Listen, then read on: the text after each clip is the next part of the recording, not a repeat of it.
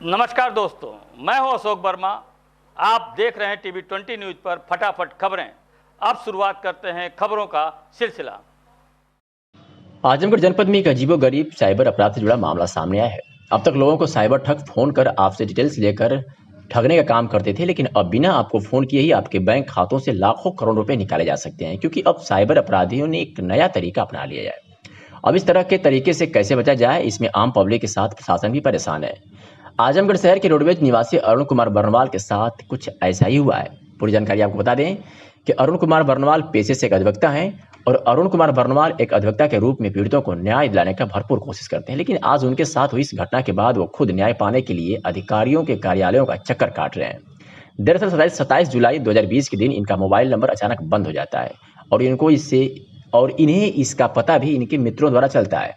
Arun Kumar BSNL के उपभोक्ता हैं और जब ये इस बात का पता लगाने बीएसएनएल कार्यालय पहुंचते हैं तो इनसे इनका पहचान पत्र लेकर एक दूसरे सिम अलॉट कर दी जाती है और ये कहा जाता है कि समथिंग 2 घंटे के अंदर सिम काम करना शुरू कर देगी। लेकिन 2 घंटे बीत जाने के बाद भी जब सिम चालू नहीं हुई तो पुनः एक बार फिर बीएसएनएल कार्यालय पर जाते हैं। उसके बाद वहाँ के मौजूद कर्मचारी जब सही मायने में जांच करते हैं तो पता चलता है कि इसी नंबर की सिम उनको कुछ दिन पहले उत्तर प्रदेश के वाराणसी जनपद से किसी व्यक्ति ने इन्हीं की फर्जी आईडी लगाकर जारी कर दिया गया। जैसे इस बात की पता पीड़ित अरुण बर्नवाल को लगती है, वो भागे भागे अपने बैंक डिटेल्स की जानकारी पता करते हैं और जब ये अपने बैंक में जाते हैं तो वही होता है जिनका इनको डर था। इनके 2 बैंकों से क्रमशः यूनियन बैंक ऑफ इंडिया और कॉर्पोरेशन बैंक के 3 अकाउंटों से 32 लाख रुपए निकाल लिए गए थे।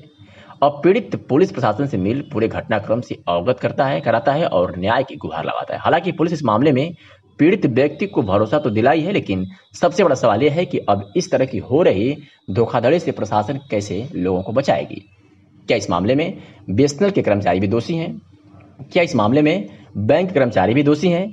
किन किन पर गाज इस मामले में गिरेगी, अब ये तो आने वाला वक्त ही बताएगा। फिलहाल आपको सुनवाते हैं पीड़ित अरुण कुमार बर्नवाल से कि क्या कुछ कहा मीडिया से हुई बातचीत में। एडवोकेट आजमगढ़ का हूँ।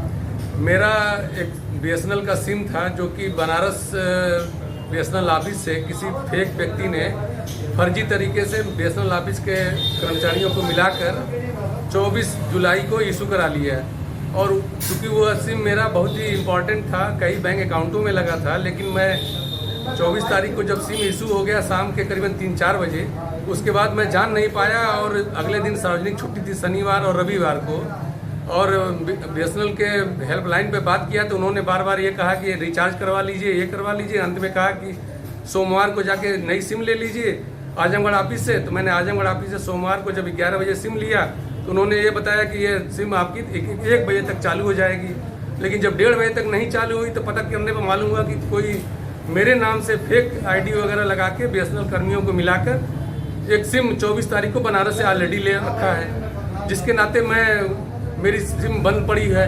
मैं उसके बाद जानकारी होते ही तुरंत बैंकों में भागा। मालूम हुआ कि उस दिन की मेरे यूनियन बैंक कॉर्पोरेशन बैंक से 18 लाख रुपए का उसी सिम के जरिए नेट बैंकिंग और मोबाइल बैंकिंग के द्वारा रजिस्टर करके फ्रॉड करके निकाल लिया गया।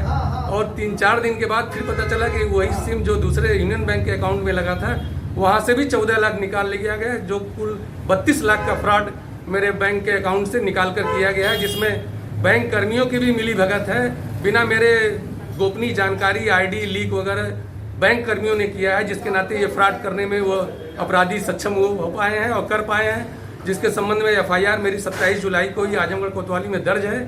और दर्ज एफआईआर पर पुलिस प्रशासन से मैं लगातार दिन प्रतिदिन मिल रहा हूँ। पूरा परिवार मेरा भयाक्रांत और सदमे में है, विक्षिप्त है। पत्नी की तबीयत एकदम खराब है। पूरी गाढ़ी कमाई मेरी 32 लाख रुपए जीवन का चला गया है, जिसमें कि व्यापारियों का टैक्स भी था जो कि मैं इधर जमा करना था, मैं नहीं कर पाया। और प्रशासन अब तक अपराधियों की पकड़ से दूर है और कोई भी इंफॉर्मेशन मुझको नहीं दी जा रही है। बार बार ये कहा जा रहा है कि आप शांत रहिए, हम कार्रवाई कर रहे हैं, लेकिन आज तक मुझे 19 दिन बीतने के बाद भी कोई कार्रवाई प्रशासन का समझ में नहीं आ रहा। न कोई अपराधी पकड़े गए हैं, न मेरा एक भी पैसा मुझे मिला है और मेरा पूरा परिवार भयाक्रांत और सदमे में विक्षिप्त है। मैं समझ में नहीं आ रहा है कि जीवन जीऊँ या क्या करूँ, किससे अपनी गुहार सुनाऊँ। और सारे लोग इस जो समस्या मेरे साथ घटी है बीएसएनएल के टेलीकॉम कंपनी के द्वारा फ्रॉड करवाने में, चाहे बैंक के द्वारा, कोई भी इस तरीके से ग्रसित हो सकता है, जिसके संदर्भ में शासन प्रशासन को तत्काल उच्च स्तर पर देखना चाहिए कि मामला ऐसे कैसे हो गया और इसमें किन किन अपराधियों की मिली भगत है। सबको पकड़कर जेल में डालना और मेरा पैसा दिलवाया जाना अति आवश्यक है। यही मेरी गुहार है, मेरी निवेदन है। आजमगढ़ में शुक्रवार की शाम तरवा के बास गांव में प्रधान की हत्या के बाद लोगों का गुस्सा फूट पड़ा। लोगों की भीड़ देख बोंगरिया बाजार में भगदड़ मच गई। भगदड़ के बीच एक वाहन से दबकर 12 साल के बालक की मौत हो गई, जिससे लोगों का गुस्सा और भड़क गया। लोगों ने बोंगरिया पुलिस चौकी पर धावा बोल दिया, फर्नीचर तोड़ दिए, बाहर खड़ी बाइकों में आग लगा दी। इसे रोकने पर पुलिस और पब्लिक में गुरिल्ला युद्ध शुरू हो गया। लोगों ने पथराव शुरू कर दिया। भीड़ को नियंत्रित करने के लिए पुलिस ने कई राउंड फायरिंग भी की। पथराव में कई पुलिस वाले घायल हो गए। घंटों की मशक्कत के बाद किसी तरह मामला शांत किया जा सका। तनाव को देखते हुए भारी संख्या में पुलिस और पीएससी की तैनाती कर दी गई है। बताया जा रहा है कि तरवा थाना क्षेत्र के बासगांव निवासी 40 वर्षीय प्रधान सत्यमेव जयते और पप्पूराम के घर घुसकर शुक्रवार की शाम करीब 5 बजे एक बाइक से 3 लोग पहुंचे। प्रधान से बात करने के बाद उसे लेकर गांव के बाहर एक सुनसान स्थान पर स्थित ट्यूबवेल पर चले गए। ट्यूबवेल पर पहुंचने पर बदमाशों ने प्रधान के सिर में गोली मार दी। मौके पर ही प्रधान की मौत हो गई। घटना के बाद बदमाश प्रधान के घर दोबारा पहुंचे और प्रधान की हत्या की सूचना देते हुए फरार हो गए। गांव के लोग मौके पर पहुंचे तो प्रधान मृत पड़ा था। घटना की सूचना लगते ही मौके पर लोगों की भीड़ जुट गई। ग्रामीणों की सूचना पर मौके पर पुलिस भी पहुंच गई। आक्रोशित गांव के लोग पुलिस को शव को नहीं उठाने दे रहे थे। अभियुक्तों की गिरफ्तारी की मांग कर रहे थे। बोगरिया बाजार में भी आक्रोशित लोगों ने जाम लगा दिया, तोड़फोड़ शुरू कर दी। घटना की सूचना मिलते ही SP Trivedi Singh, SP city Pankaj Kumar Pandey, CO Lalganj Ajay Kumar Yadav, Tarwa थाना प्रभारी मंजेश सिंह, मेहनगर व मेहनासपुर थाना प्रभारी भी पहुंच गए हैं। सैकड़ों लोग गांव से करीब 2 किलोमीटर दूर बोंगरिया बाजार में आ गए। प्रधान की हत्या से आक्रोशित लोग सड़क जाम कर प्रदर्शन करने लगे। गांव धड़ाधड़ दुकानें बंद होने लगी और भागदड़ मच गई। इसी बीच एक वाहन की चपेट में आने से 12 वर्षीय बालक की मौत हो गई। इससे लोगों का आक्रोश और बढ़ गया। भीड़ ने बोंगरिया पुलिस चौकी पर धावा बोल दिया तथा तोड़फोड़ करने लगे। सड़क पर खड़ी 3-4 बाइकों को भी भीड़ ने आग के हवाले कर दिया। इस बाबत क्या कुछ कहा है एसपी आजमगढ़ ने, आपको सुनवाते हैं। कल जो घटना हुई थी उसमें 4 लोग हम लोगों ने गिरफ्तार कर लिया है। आज जो घटना हुई है इसमें भी देर रात तक हम लोग गिरफ्तारी कर लेंगे और इसमें गैंगस्टर हम लगा रहे हैं। हम एनएसए की कार्रवाई भी करने जा रहे हैं इसमें। तो इसे कुछ इनाम भी घोषित किया गया है। कौन लोग है, क्या पता चल पाया है? 25 हज़ार रुपये का इनाम अभी हमने घोषित कर दिया है इनको, कि जो भी इनके बारे में सूचना देगा या बताएगा उसको 25 हज़ार रुपये दिया जाएगा। हमारी 4 टीमें काम कर रही हैं। हमें पूरा यकीन है कि इस रात हम गिरफ्तार कर लेंगे। देखिए FIR आनी बाकी है, लेकिन 4-5 लोगों के नाम पता चले हैं। हमारी 4 टीमें काम कर रही हैं उस पर, उससे भी गिरफ्तार हो जाएंगे जिनके नाम पते आ रहे हैं। लड़का एक्सीडेंट में भगदड़ में लड़के की मौत है, इस बात की भी हम जांच कर रहे हैं कि उस लड़के की मौत कैसे हुई है। पर आगजनी भी हुई है, तोड़फोड़ भी हुई है पुलिस के ऊपर। हाँ, पुलिस की 2 मोटरसाइकिल, जब पुलिस आ रही थी तो जो पथराव हुआ था तो उसी में 2 मोटरसाइकिलें उन लोगों ने जला दी। कुछ पुलिसकर्मियों की भी लापरवाही सामने आई है, क्या कार्रवाई की जा रही है? इसमें इंस्पेक्टर को और जो चौकी इंचार्ज है उसको हम लोग सस्पेंड कर रहे हैं। जनपद में आजमगढ़ पुलिस अधीक्षक के निर्देश पर अपराध व अपराधियों पर नियंत्रण हेतु चलाए जा रहे अभियान के तहत थाना कोतवाली पुलिस को बड़ी कामयाबी हाथ लगी है। आपको बता दें कि फेसबुक पर हिंदू देवी देवताओं पर आपत्तिजनक टिप्पणी करने वाले अभियुक्त को गिरफ्तार किया है। तो वही थाना सरायमेर की पुलिस ने गैंगस्टर एक्ट से संबंधित वांछित एक नफर अभियुक्त को गिरफ्तार करने में सफलता हासिल की है। बात करें अगर 151 CRPC की, तो जनपद में विभिन्न थाना क्षेत्रों द्वारा शांति व्यवस्था हेतु कुल 36 व्यक्तियों के विरुद्ध 151 CRPC की कार्रवाई की गई है। कोरोना के बढ़ते प्रकोप को रोकने के लिए पुलिस अधीक्षक आजमगढ़ प्रोफेसर त्रिवेदी सिंह के निर्देश के क्रम में एडीएम अपर पुलिस अधीक्षक यातायात RTO आजमगढ़ के द्वारा नेहरू हाल आजमगढ़ में आजमगढ़ के टेम्पो यूनियन शहर व देहात के सभी पदाधिकारियों की मीटिंग ली गई। इसमें सभी ऑटो पदाधिकारी व उपस्थित टेम्पो चालकों को हिदायत दी गई कि टेम्पो में एक ड्राइवर व 2 सवारी तथा बैटरी ई-रिक्शा पर एक ड्राइवर 4 सवारी चलेंगे, जिससे कोविड-19 की रोकथाम की जा सके। खंड शिक्षा अधिकारी प्रारंभिक परीक्षा 2019 का आयोजन दिनांक 16 अगस्त 2020 को जनपद के विभिन्न परीक्षा केंद्रों पर एक सत्र में अपराह्न 12 बजे से 2 बजे तक किया गया है। तत्क्रम में जिलाधिकारी राजेश कुमार की अध्यक्षता में नेहरू हाल के सभागार में उक्त परीक्षा को नकल विहीन शांतिपूर्ण ढंग से संपन्न कराए जाने के लिए sector static magistrate, zonal magistrate व केंद्र व्यवस्थापकों के साथ बैठक संपन्न हुई। जिलाधिकारी ने बताया कि खंड शिक्षा अधिकारी प्रारंभिक परीक्षा 2019 लोकसभा सेवा आयोग द्वारा आयोजित की जा रही है। उक्त परीक्षा को कराए जाने के लिए 48 परीक्षा केंद्र बनाए गए हैं, जिसमें 23,000 परीक्षार्थी द्वारा प्रतिभाग किया जाएगा। जिलाधिकारी ने बताया कि उक्त परीक्षा को नकल विहीन व शांतिपूर्ण ढंग से कराए जाने के लिए समस्त परीक्षा केंद्रों पर सेक्टर स्टैटिक व जोनल मजिस्ट्रेटों की ड्यूटी लगाई गई है। तो सभी जगह की सबको निर्देश दे दिए गए हैं और सब जगह स्टैटिक मजिस्ट्रेट हर सेंटर पे लगाए गए हैं, सेक्टर मजिस्ट्रेट्स सब जगह लगाए गए हैं, जोनल मजिस्ट्रेट्स लगाए गए हैं। तो परीक्षा को बिल्कुल शुचितापूर्ण कंप्लीट कराना है, नकल विहीन परीक्षा करानी है, इसके निर्देश पूरे दे दिए गए हैं। सभी अभ्यर्थियों से हमारा अनुरोध है कि अपने घर से कोई भी अनावश्यक सामान ना लेके आएँ, क्योंकि मोबाइल और किसी भी तरह का इलेक्ट्रॉनिक आइटम परीक्षा में अलाउड नहीं है। साथ में मास्क जरूर लेके आएँ, क्योंकि मास्क अनिवार्य है परीक्षा के लिए कोविड-19 की सिचुएशन देखते हुए। और सभी केंद्र व्यवस्थापकों से और सेक्टर मजिस्ट्रेट से को निर्देशित कर दिया गया है कि सबका इंफ्रारेड से स्क्रीनिंग करी जाएगी और साथ में मास्क भी देखा जाएगा और सैनिटाइज भी कराया जाएगा, उसकी व्यवस्था की जाएगी। संडे को परीक्षा को देखते हुए बसें, सार्वजनिक बसें और टेम्पूस और बाकी व्यवस्थाएं जो परिवहन की हैं वो चालू रहेंगी, इसकी भी व्यवस्था कर ली गई है। तो मेरा पुनः सबसे अनुरोध है कि सभी अभ्यर्थियों से कि परीक्षा में सम्मिलित हों और सारी सावधानियों के साथ, खासतौर से मास्क और सैनिटाइज़र के साथ परीक्षा में आएँ और परीक्षा शांतिपूर्वक और अपने कॉन्फिडेंस के साथ दें। कार्यों की समीक्षा के दौरान तीनों जनपद के मुख्य विकास अधिकारियों को निर्देश दिया कि मनरेगा योजना के तहत जिन गांवों में कार्य कम हुए हैं अथवा जिन गांवों में जॉब कार्ड होल्डर्स की संख्या कम है, वहां अपने स्तर से तत्काल जांच कराएं तथा जॉब कार्ड बनाने के साथ ही योजना के तहत कार्य कराएं। मंडलायुक्त ने मनरेगा योजना की समीक्षा में कहा, यद्यपि कि मंडल के तीनों जनपदों में मानव दिवस सृजन की स्थिति काफी अच्छी है, परंतु बलिया में विलंबित भुगतान की स्थिति संतोषजनक नहीं है। उन्होंने कहा कि कोविड-19 की महामारी के कारण बड़ी संख्या में गाँवों में अप्रवासी मजदूर आए हैं, जिन्हें मनरेगा के तहत रोजगार दिया जा रहा है। ऐसी स्थिति में भुगतान विलंबित रहना उचित नहीं है, इसलिए प्रयास किया कि समय सीमा के अंदर अधिक से अधिक भुगतान हो जाए। उन्होंने मुख्य विकास अधिकारियों के साथ ही अन्य संबंधित अधिकारियों को निर्देशित किया कि जनपदों में जो भी पेंडेंसी है, प्राथमिकता के आधार पर उसका समाधान करें। जिलाधिकारी राजेश कुमार ने बताया है कि हमारे देश के गौरवशाली इतिहास, स्वतंत्रता सेनानियों के त्याग और बलिदान की याद दिलाने वाला 74वां स्वाधीनता दिवस समारोह कोविड-19 को दृष्टिगत रखते हुए भारत सरकार एवं प्रदेश सरकार द्वारा बचाव हेतु जारी दिशा निर्देशों का अनुपालन करते हुए परंपरागत रूप से सादगी, हर्षोल्लास एवं आकर्षक ढंग से मनाया जाएगा। जिलाधिकारी ने बताया कि 15 अगस्त 2020 को प्रातः 9 बजे सरकारी तथा गैर सरकारी इमारतों पर राष्ट्रीय ध्वज फहराया जाएगा तथा झंडा अभिवादन के साथ ही राष्ट्रगान का भावपूर्ण गायन किया जाएगा। राष्ट्रीय ध्वज में पुष्पों की पंखुड़ियां बांधकर उसे फहराया जाएगा। क्या कुछ कहा जिलाधिकारी ने, आपको सुनवाते हैं।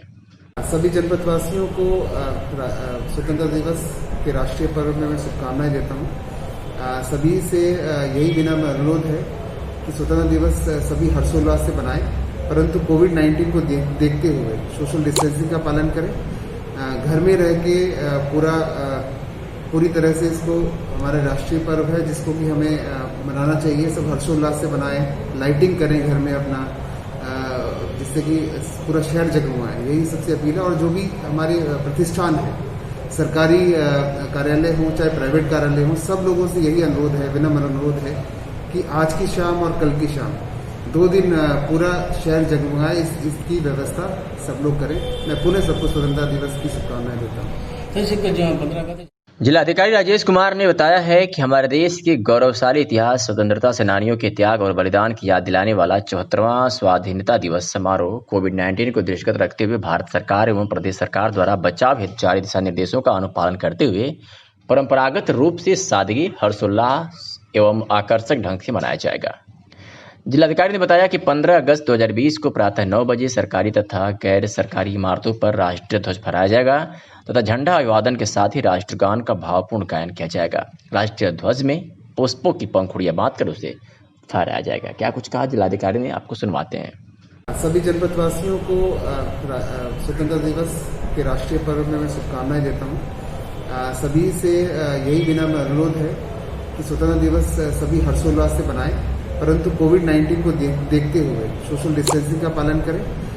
घर में रह के पूरी तरह से इसको हमारा राष्ट्रीय पर्व है जिसको कि हमें मनाना चाहिए, सब हर्षोल्लास से बनाएं, लाइटिंग करें घर में अपना, जिससे कि पूरा शहर जगमगाए, यही सबसे अपील है। और जो भी हमारे प्रतिष्ठान है, सरकारी कार्यालय हो चाहे प्राइवेट कार्यालय हो, सब लोगों से यही अनुरोध है, विनम्र अनुरोध है कि आज की शाम और कल की शाम 2 दिन पूरा शहर जगमगाए, इसकी व्यवस्था सब लोग करें। मैं पुनः सबको स्वतंत्रता दिवस की शुभकामनाएं देता हूँ। बीते 13 अगस्त को देवगांव इलाके में डबल मर्डर मामले में आजमगढ़ पुलिस को एक बड़ी सफलता मिली है। पुलिस ने इस मामले में फिलहाल घटना से जुड़े एक महिला, ग्राम प्रधान समेत 3 आरोपियों को गिरफ्तार किया है और 3 आरोपियों की गिरफ्तारी के लिए 25,000 का इनाम घोषित किया है। आपको बता दें कि 13 अगस्त को देवगांव थाने के गौशाला गांव में आपसी विवाद में हिस्ट्री सीटर हीरालाल उर्फ मीठा यादव और उसके बेटे तेज यादव के गांव में ही गोली मारकर हत्या कर दी गई थी। इस घटना में नामजद आरोपी फेकू यादव, अजय यादव, नावपुर की वर्तमान प्रधान कमली देवी, पत्नी विजय बहादुर यादव को पुलिस ने गिरफ्तार कर लिया है तथा अन्य 3 अभियुक्त सुरेंद्र यादव, दिलीप यादव, लाल बहादुर यादव की गिरफ्तारी के लिए पुलिस ने 25,000 का इनाम घोषित किया है।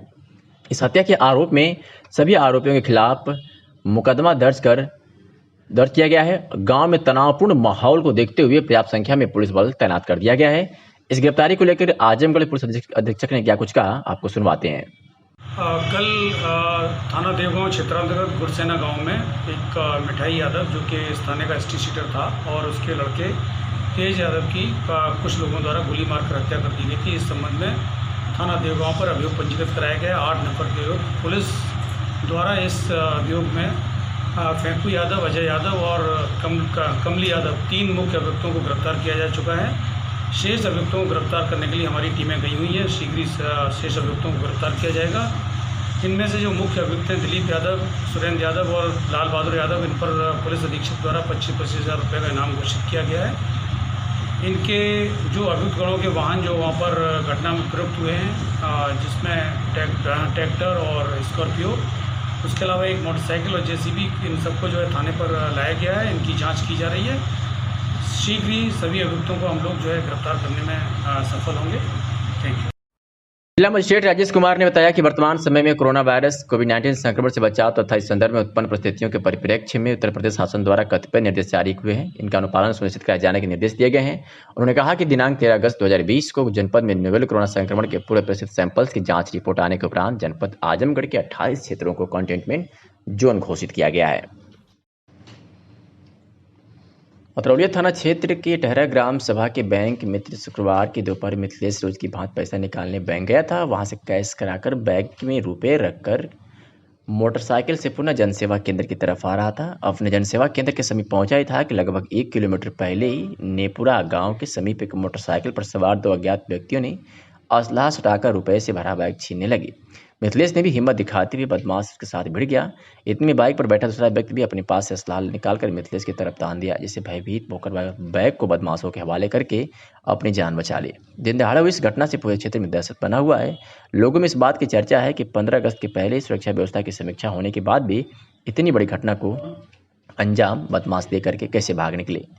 बैग छीनने के बाद वहीं से अम्बेडकर नगर की भागने में सफल हो गए। पीड़ित द्वारा घटना की सूचना मिलते ही पुलिस महकमे में खलबली मच गई। पुलिस अधीक्षक प्रोफेसर त्रिवेणी सिंह, पुलिस अधीक्षक ग्रामीण क्षेत्राधिकारी बुढ़नपुर तथा अतरौलिया थाना प्रभारी पहुंचकर घटना की छानबीन में जुट गए हैं। मिथिलेश कुमार। क्या घटना घटी आपके साथ? सर, मैं 12:25 पे बैंक पे गया था। 1,70,000 रुपये निकाले थे सर। रास्ते में आ रहे थे, 2 बदमाश हमें तमंचा दिखाकर मेरे बैग को लात मारकर और मेरा बैग लेकर चले गए। 1,70,000 बैग में था। कुछ पहचाने उसके, कुछ देखे बोलिए, कुछ पहचान 28-30 साल उम्र होगी उनकी। चेहरे से नहीं पहचान पाए? चेहरे से नहीं। लगभग आप कितने बजे बैंक से पैसा निकाले? वही 12:38-40 हो रहा था। क्या आपने अकेले अपना पैसा निकाला था? अकेले थे। दिन दहाड़े लूट देखिए, बैंक मित्र हैं। ये बैंक मित्र बैंक से पैसा निकाल के 1,70,000 रुपये लेके आ रहे थे।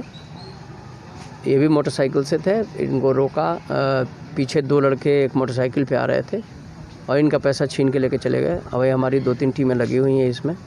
हमें पूरा विश्वास है कि शाम तक हम गिरफ्तार कर लेंगे इन लोगों को। सर, इस तरीके से सुनसान सड़क पे यहाँ पे बहुत दूर है थाने से सर, इसके लिए सर कोई व्यवस्था सर यहाँ पे? हाँ, ये मैंने बता दिया है। सीओ हैं यहाँ पे या इस एरिया के SPRA हैं। मैंने बता दिया है कि यहाँ पेट्रोलिंग की संख्या बढ़ाई जाए और जो हमारी 112 की गाड़ियाँ हैं वो लगातार मोबाइल करते रहे यहाँ पे। मंडलायुक्त विजय विश्वास पंत ने स्वतंत्रता दिवस के मौके पर समस्त मंडलवासियों को हार्दिक बधाई देते हुए कहा कि स्वतंत्रता दिवस राष्ट्रीय पर्व गौरव व सम्मान का पर्व है। उन्होंने सभी लोगों से कहा कि कोविड-19 की महामारी को देखते हुए जरूरी है कि भारत सरकार एवं प्रदेश सरकार के स्वास्थ्य मंत्रालयों द्वारा जारी गाइडलाइन का 100% अनुपालन करते हुए देश और समाज के हित में सकारात्मक एवं रचनात्मक कार्य करें। उन्होंने भी कहा कि आपसी सौहार्द एवं भाईचारे का वातावरण बनाए रखें। पारस्परिक सद्भावना एकता से ही राष्ट्र उन्नत करता है। इस अवसर पर अपर आयुक्त अनिल कुमार मिश्र एवं हंस बहादुर वर्मा ने भी लोगों को स्वतंत्रता दिवस की हार्दिक बधाई दी है। स्वतंत्रता दिवस की पूर्व संध्या पर एसपी के निर्देश पर आजमगढ़ में चेकिंग अभियान चला है और आने जाने वालों के ऊपर पुलिस की पैनी नजर रही। थाना कोतवाली पुलिस द्वारा आज स्वतंत्रता दिवस की पूर्व संध्या पर व्यापक सुरक्षा के दृष्टिगत पुलिस अधीक्षक आजमगढ़ प्रोफेसर त्रिवेणी सिंह व अपर पुलिस अधीक्षक नगर पंकज कुमार पांडे के निर्देशन में क्षेत्राधिकारी नगर इलामारन के नेतृत्व में कोतवाली पुलिस व डॉग स्क्वाड पुलिस लाइन की टीम द्वारा रोडवेज परिसर व आसपास क्षेत्रों में सघन चेकिंग अभियान चलाया गया। ग्राम सभा देवनपुर में सार्वजनिक शौचालय बनवा रहे ग्राम प्रधान हरिगोविंद तिवारी को स्थानीय हिस्ट्री सीटर गामाराम तमंचा दिखाकर काम रुकवा दिया और मारने की धमकी देते हुए निर्माण को भी तोड़ दिया। ग्राम प्रधान ने इसकी शिकायत थाना कोतवाली महाराजगंज को दी। मौके पर प्रभारी निरीक्षक देवेंद्र कुमार सिंह पुलिस बल के साथ पहुंचकर घटना स्थल का निरीक्षण कर हिस्ट्री सीटर के खिलाफ मुकदमा दर्ज करने के लिए कहा। वहीं प्रभारी निरीक्षक ने हिस्ट्री सीटर घर पर दबिश भी डाली, परंतु अपराधी मौके से फरार मिला। प्रभारी निरीक्षक ने ग्राम प्रधान को आश्वासन देते हुए निर्माण कार्य पुलिस की उपस्थिति में कराने के लिए कहा। तो एक ग्राम प्रधान का कहना है कि रामा राम और उसके भाई व उसके 2 लड़के से पूरे गांव में दहशत का माहौल है, जिसकी शिकायत स्थानीय थाना में कई बार की जा चुकी है, परंतु इस पर कोई कार्रवाई नहीं हुई। पिछले 9 तारीख को यह सामुदायिक शौचालय बनवा रहे थे। हमारे गांव का हिस्ट्री सीटर गामाराम जगदीश राम उसके 2 बच्चे यहाँ पर आए, कट्टा उट्टा तान लिए और काम बंद करवाने लगे। तो हम जोर से बोले भाई वीडियो बनाओ जल्दी, बस वीडियो का नाम सुनकर वो सब भगने लगे। काम बंद था। आज रात में वो आकर के गिरा उड़ा दिया और काम बंद हो गया। अब ये काम नहीं करने दे रहे हैं, जान माल की धमकी दे रहे हैं। आप पुलिस में गए थे? हाँ, हम थाने पर गए थे और थाने पर प्रार्थना पत्र दिए हैं। क्या एक्शन ले रही है पुलिस? पुलिस कह रही है ठीक है, घबराइए नहीं, कार्रवाई होगी। मुकदमा दर्ज हो गया? अभी नहीं हुआ। मुकदमा दर्ज करने के लिए क्या कह रहे हैं? कोतवाल साहब कह रहे हैं मुकदमा दर्ज हो जाएगा जी।